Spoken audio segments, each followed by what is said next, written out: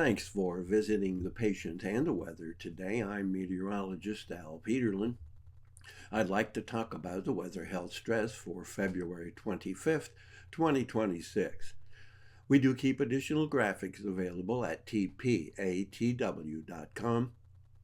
We also maintain a patient weather storefront on Amazon. Amazon purchases made through our patient weather storefront do support the activities of patient weather. Looking at our surface map for Wednesday, although it's a day of transition, you can see that cool front still stretching all the way from Nebraska through St. Louis and back up to Harrisburg, Pennsylvania.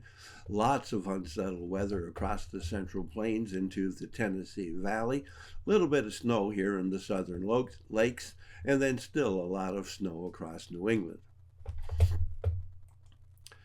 Looking at our vitality index, a composite map showing where there's some weather element that have some stress on the human body, you'll see we have a lot of activity going on here in the Pacific Northwest, a lot more all the way across the south from Texas clear to Georgia down to Florida, and then all the way up the eastern seaboard, including up through Pennsylvania, New York, and on into New England.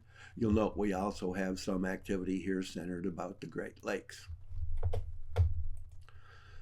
Looking at pressure change, we have rising pressure here in the Pacific Northwest, Washington, Oregon, portions of Northern California, and across into Iowa. We also have rising pressure here about the lakes from Minnesota through Wisconsin, Iowa, northern Illinois, northern Indiana, and all of Michigan. But note that we have falling pressure, again, across the south, all the way from central Texas, across Louisiana, all the way to Georgia, and then all the way up the Appalachians through the Carolinas, Virginia, up into eastern Pennsylvania, New Jersey, Delaware, New York, and up into New England. Looking at temperature change, you can see we do have that little bit of cool air coming back into Minnesota.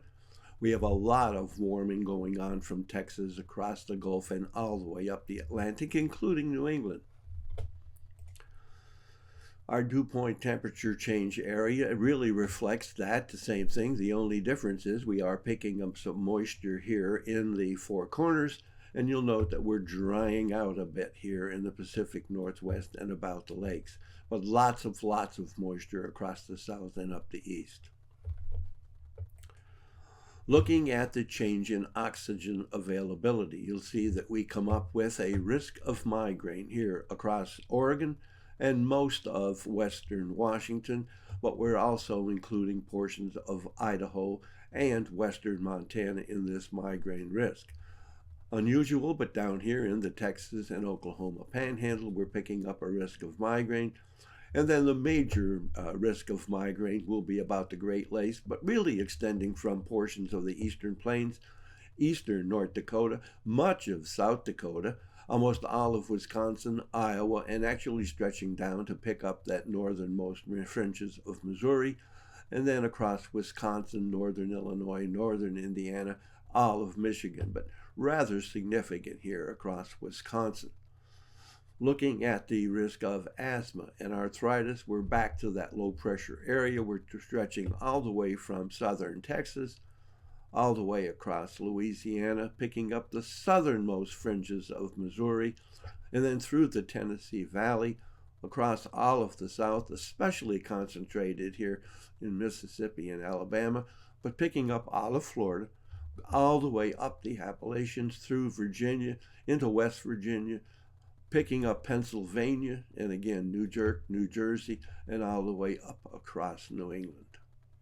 Thanks for visiting the patient and the weather. Your comments are appreciated, and if you hurt, tell us where you're located.